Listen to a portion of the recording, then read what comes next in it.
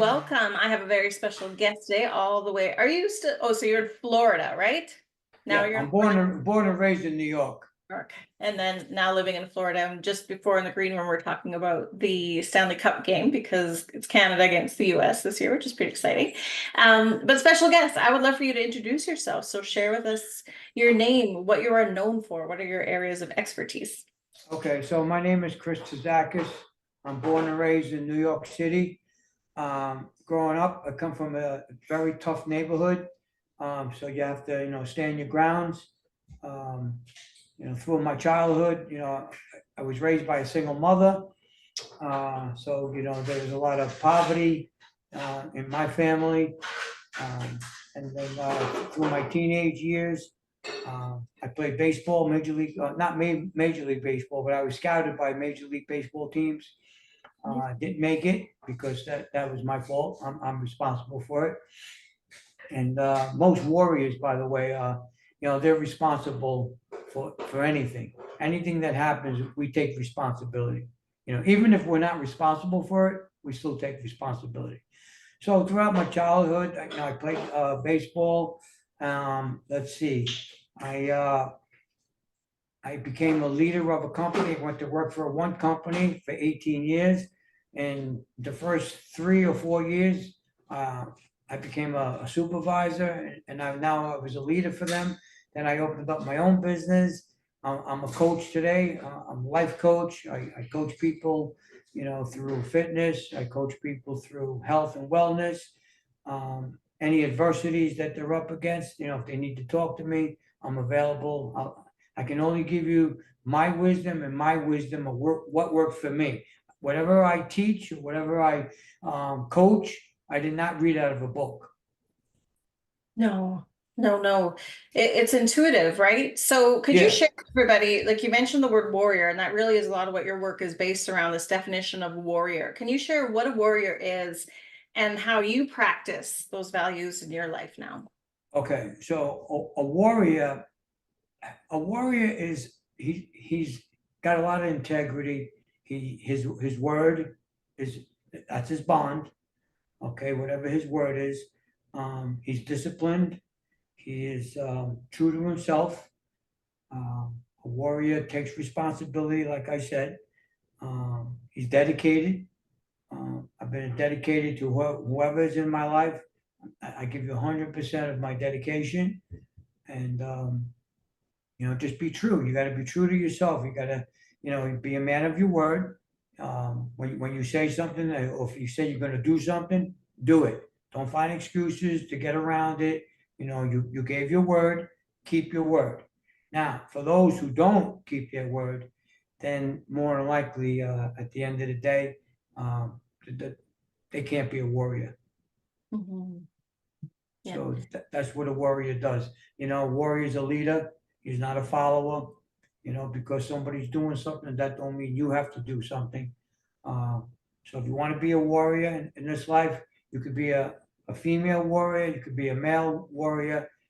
These are the things that you need to come true to yourself with. Okay? Mhm. That's the definition of a true warrior. I love it. You remind me a lot of my other half. He's had a hard life as well, but he's very soft-spoken and gentle and kind, but very strong and always a hard worker, always keeps his word, very, very dedicated to anything. And I love it because I think there is some maybe difference in the way people might describe masculinity, that it's just always the hard, but there is a soft side to this as well. Like there's like it's love that comes with dedication, all those things. 100%. So yeah, have you always defined being a warrior that way and masculinity the way you do today, or is this something you learned over time and experience? No, I've been like this all my life. I've been a warrior all my life. And I'm going to tell you something. Yeah. Being a warrior, I cry every single day about something. I cry every day. And there's nothing wrong with crying, because once you shed those tears, it might be a 10-second, 20-second moment, or it might even be a 5-minute moment. When you're done, you go back to your warrior.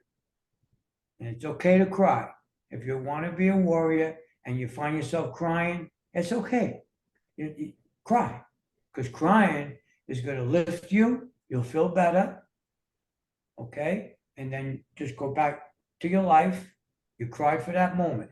Now, every single day, I said I cry every day about something. It could be something I watched on TV. It could be something my wife said. It could be like an old memory. And the cry doesn't mean that it's a sad cry. The cry is just from the heart. Okay? So whatever touches my heart, I'll cry.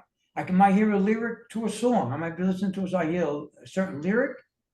It might bring a tear to my eye, which it has.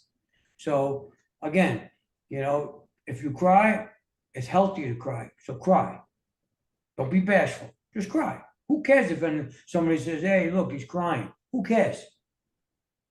Being a warrior that you are, what do you care what somebody else says about you? Yeah. So that's the way it goes as far as being a warrior. I've been through a lot of things, tough times in my life. I lost my best friend. He was murdered. I told you I come from a tough neighborhood. He got involved with the wrong group and they murdered him. So, being 21 years old at the time, I had to, find my way. I had no one to teach me or no one to talk to me, to help me through it. I had to go through that on my own. Mhm. And then 7 years later, I lost my older sister. My sister died. So I had to get through that. Another obstacle in my life. And that was a tough one. That actually was really tough because, she died, tragically. She was a marathon runner. She was out doing, I think, a 10-mile run, training for the marathon. And she had an aneurysm. My sister died in 2 minutes. She was with two friends. They said, as soon as your sister fell to the ground, she already passed away. It was like quick. So, and I had to go through that, going to the hospital, identifying the body. I went with my dad, but that was new to me. All that stuff was new as a young guy, and my father didn't call anyone else but me. He didn't call my other brothers and sisters to go. He called me to go because of the leadership that I carried and the confidence that I carried with myself. So he trusted that let me bring Chris, my son. So I went with my dad. So, getting through all those tough times, those are traumas, it wasn't easy. If someone was to call me and ask me how do I get through something, I can tell them how to do it, because I lived it. It's my experience, it's my wisdom. I'm 65 years old today. I'm in the best shape of my life. I'll never give that up. I go to the gym 5 days. I'm in shape. I have a six pack. If people want to see me on my website, healingwarriors.com is my website. I take good care of myself. I eat healthy. You know, once you eat healthy, you have a healthy mind because food will disrupt your thinking. You're not eating healthy, it does affect your mind, especially if you're eating sugar. Yes. Do you know anything about sugar? What sugar does to you? Yeah, I know a little bit. So when I took nutrition school a number of years ago, one of the things that I learned about, which is sort of what you're talking about, is the mental fitness that comes from it is because of all the serotonin receptors in the gut. And that can be really affected by the microbiome, the things we put in our stomach, the things we're digesting. All those things actually affect serotonin production, which is what powers our brain's ability to feel safe, to feel secure, to make good 100%. judgment, good decisions. So yeah, share us a 100%. little more about what your experience is. Okay, well, as far as being a warrior, right? Us men, we need testosterone. Yes. So, okay, so this is where that came in. Because if you're eating sugar, what sugar is going to do, sugar is going to raise your insulin, and insulin is a blocker for producing testosterone. Yes. Now, again, I said, us men, we need testosterone. Testosterone gives you, you know, helps your libido. It gives you good confidence. It's good for your bones. It's good for your mind. You won't feel depressed. You won't feel like insecure. So all of those things, uh, you know, those molecules, you can't be a warrior if you're not producing testosterone because you're just going to go into a depression stage. So that's why I said you got to watch what you eat and sugar. Sugar is not good. So, and you want to keep your testosterone level up. I wrote a book about it, by the way, how to increase testosterone after 60 years old, naturally, you know, without taking injections or without using testosterone cream, because they have a cream you can raise testosterone. But once you start doing that, that's for the rest of your life. Yes. If you do it naturally is actually, I'm smiling about it because it's healthy. And now you'll be healthy for the rest of your life. You don't have to rely on synthetics, you know, an injection from a doctor or injecting yourself. So you won't have to rely on or depend on that. So that was my other book, Increasing Testosterone After 60, which is interesting. You know, I wrote it very simple. If there's 7 steps to do it, and everybody could do it. You know, vitamin D, big on raising testosterone. I can share like zinc. If you find foods that have a lot of zinc in it, or if you take a zinc supplement, you're good. It's going to help raise testosterone. Now, you mentioned something, Chrissy, about serotonins. I'm glad that you mentioned serotonins. If you can eat fresh ginger every day, all you need is a teaspoon. A teaspoon of fresh ginger is equivalent to 4 ounces.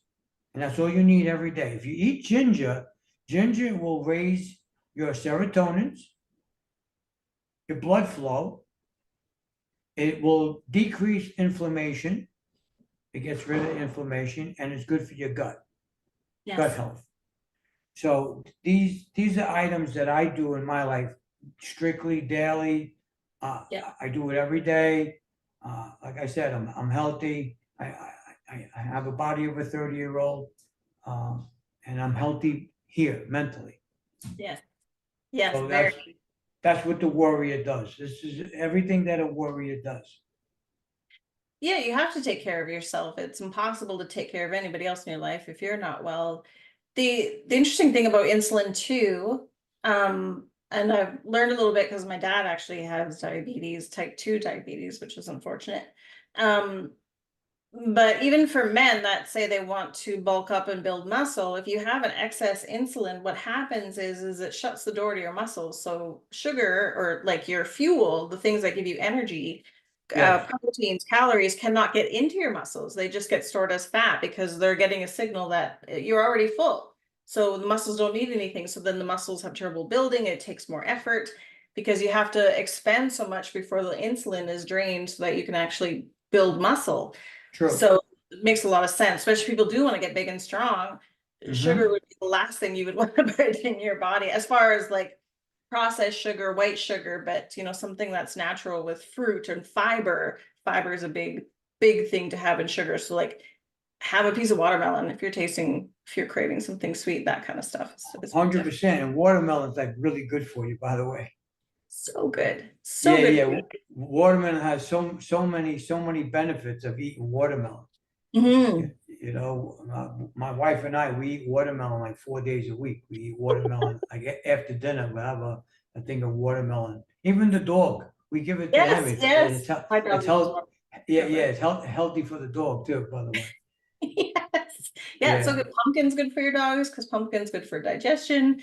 It's really cool how much we don't realize that our plate actually speaks a lot as to what we are. You are what you eat, basically, is where that saying comes from, right? Exactly. So, you know, another fundamental situation that, you know, all of us are faced with, no matter where you live, is the pollution. How the pollution in the air will affect your hormones. So, when you talk about testosterone, it's a hormone, you talk about estrogen, it's a hormone, right? So, I talk about pollution a lot also, about the Wi-Fi, just the pollution in the air from, cars, industries. But there's one pollution that no one really talks about, Chrissy, Mhm. and that's cremation. Oh, Do you know? interesting. Right. Very interesting. Do you know how toxic cremation is when a body is in a furnace and out the furnace comes all those toxins from your body? No. It's it's terrible. And cremation years ago, okay, and I could talk about it because years ago they didn't do cremation. They Yep. buried you. They buried you in a cemetery. Now it's a lot cheaper, it's affordable, so they just take you, they cremate you, and what happens to all the ashes that you burnt? It goes into the air. Now you and I, we're breathing that toxins. And that not too many people talk about that today, but you know, I talk about it. I think something should be done about it. And you know, it does affect your hormones, it does affect, your mind, mental Mhm. health. So, you got microwaves, uh, the Wi-Fi, plastic toxins, Plastics your, are bad. your cell phone, automobile pollution. So all of these things, that's why you really got to take care of yourself and eat right, because these things you can't get around. The Wi-Fi, you're right there. The cell phone, you're right with it. Um, Plastic toxins, like I don't drink water from a plastic bottle. Mm. No, it's got to come from a glass bottle, or like mountain water or spring water. But we don't drink water from a plastic bottle No. because of the toxins. Yes. Yes, and I heard that they can get worse, especially if you leave them places where they can be exposed to sunlight and those kinds of things. Heat and plastic don't mix very well. Right, exactly. Would you be willing to share? I know one of your stories, one of your books talks about this, and you talk about this in your life experience and other interviews, is you had your own healing story and you had to learn about the body's power to heal when you had a hernia. Can you share a little bit about that experience? Yeah, I could. Yeah, so here's my book. This Hernia is without surgery. right. Yeah. Yeah, this is hernia without surgery. So Hmm. 14 years ago, good question. I appreciate that. And Hmm. I like to help your audience. I got a hernia 14 years ago. 14 years ago, I was 52 years old. At 52 years old, I was going through a lot of changes in my life. So, one of the changes was I was going through midlife crisis at 52 years old. I wanted to make some changes. So one of the changes, well, you mentioned it about 5 minutes ago. I wanted to get bigger. Yeah. I was never big. I was always ripped, like a ripped body. So Yeah. I said, I want to put on some size. So what do? You start lifting heavier weights. Um, I did take some steroids. A couple of guys in the gym, they were helping me out. You want to get bigger, you got to take this. All right. I tried it, did it for a couple of years. Uh, I got a hernia, 52 years old now. I popped it. I go to the doctor, conventional doctor, and he looked at me. He goes, we got to set you up for surgery next week. I said, no, you're not. He goes, what do you mean? I said, I don't want surgery. I don't want to do it. He goes, well, you're going to, it's dangerous. I said, I'm going to figure out a way how to treat it on my own, which I Hmm. did, which I did. And I said, I'm going to live with this hernia. So I went on this whole thing. I was all reading everything, what's the best way to do this? So, and I started to do my program, and 14 years later, which is now 65 years old, my hernia went from, I'm gonna say, the size of a baseball, about that big. Now it's about that small. Oh, wow. I shrunk it. And the way I'll share some of my techniques. Yeah, The way please. I started to do it, I took Epsom salt baths every day for about 40 45 days straight. And the reason for the Epsom salt baths is because it'll calm the body down. It'll calm the hernia down. See, the hernia will irritate you if you're stressed out, if you did something strenuous, it will like get inflamed. So with the Epsom salt bath, you massage the area, always massage down, right? You push the hernia back in, and by massaging the area, the muscle around it will strengthen and help keep the hernia suppressed inside your body. And that's what I did. And besides that, I wore a hernia belt. You ever heard of a hernia belt? Okay, let me see. I have it here. This is a hernia belt. Oh, okay, yes. This padding goes against the hernia, wherever the bulge is. You tighten it up, make it nice and tight. And you wear that also for about 40 days straight. From the moment you wake up in the morning to the moment you go to sleep at night. I wore that hernia belt. Now I only wear the hernia belt when I go to the gym. Yep. When I exercise, I don't work out without the hernia belt. On my YouTube channel and my Instagram, I'm starting to put more content out of how to work out, how to position your legs so you don't rupture your hernia.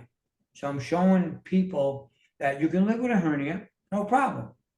You just got to accept it.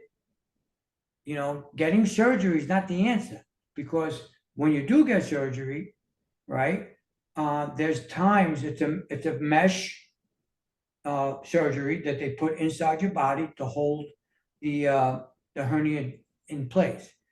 That mesh can tear. I do know a few people who had it, and they had to go back 8 months later or a year later and get surgery again because it pulled. So the hernia wasn't done successfully. So, these are all decisions that I made. You talk about the warrior.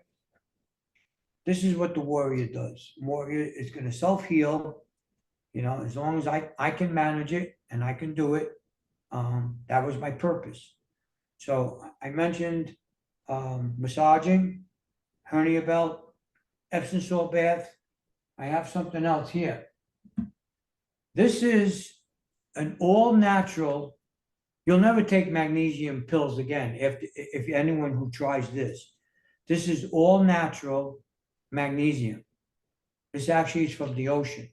It's on my website. If anyone is interested, this is on my website.